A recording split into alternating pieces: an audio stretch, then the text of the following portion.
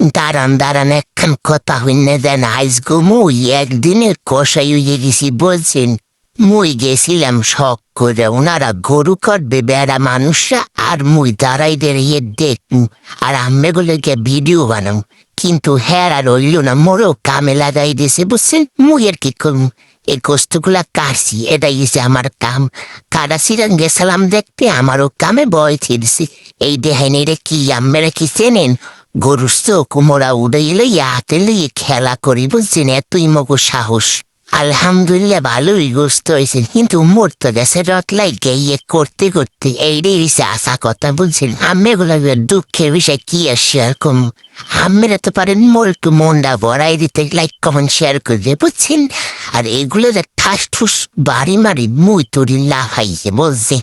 শোনেন আম্মেরাও কইয়েছে, কিন্তু কেডা কেডা এই বছর কোরবানি দিয়েছেন। আরেকখান হাসা কথা হইনা যান, না হলে কি আর হয়।